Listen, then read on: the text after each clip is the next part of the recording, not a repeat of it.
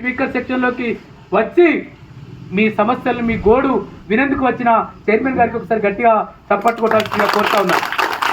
ఈ జిల్లా కలెక్టర్ గారికి సమయం లేకపోవచ్చు, ఈ జిల్లా అడిషనల్ కలెక్టర్ గారికి సమయం లేకపోవచ్చు, జిల్లా రెవెన్యూ అధికారులకు సమయం లేకపోవచ్చు, కానీ రాజ్యాంగబద్ధంగా ఎస్సీ ఎస్టీలకు అండగా నేను ఉన్నానని చెప్పి ఇవాళ ఈ చైర్మన్ గారు రావడం అనేది మన సమస్య పరిష్కారానికి ఎంతో కొంత ఉపయోగపడుతుందని చెప్పి నేను మీ అందరినీ కోరుతా ఉన్నాను. ఇవాళ ఇంతకుముందు వెంకటేశ్వరరావు చెప్పినట్టు 1987లో పట్టాలిస్తే 87 ఎక్కడ, ఇవాళ 2025లో ఉన్నాం.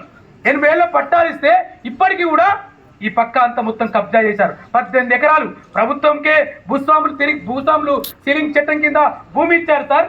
భూమి ప్రభుత్వం స్వాధీనం చేసుకుంది.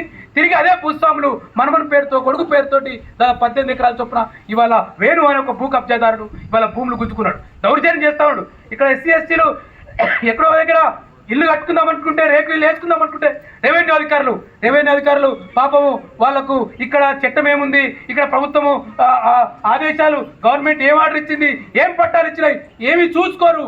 ఎవరైతే డబ్బులు ఇస్తారో వాళ్ళు చెప్పంగానే వచ్చి జేసీబీ ఆగుతుంది. జేసీబీ వచ్చి పేదల ఇళ్లను కూల్చి ఇవాళ పేదలకు అన్యాయం చేస్తున్నారు సార్. మీ చొరవతోడైనా ఈ పేదలందరికీ ఇక్కడ దాదాపు ఇప్పటికి ఇంకా 160 మందికి ఇంకా ఇల్లు రావాలట. నేను ఒక సుజాతమ్మ అనే ఒక అమ్మతో మాట్లాడాను, ఒక వీడియో అక్క, ఆమెతో మాట్లాడితే నేను 2005లో కొనుక్కున్నాను, పట్టాలకు డబ్బులు పెట్టి 70,000 పెట్టి నేను కొనుక్కున్నాను, కానీ నేను ఆ ప్లాట్ దగ్గరికి పోతే రానివ్వట్లేదు సార్, నన్ను బెదిరిస్తున్నారు, నాకు ఆ శక్తి లేదు.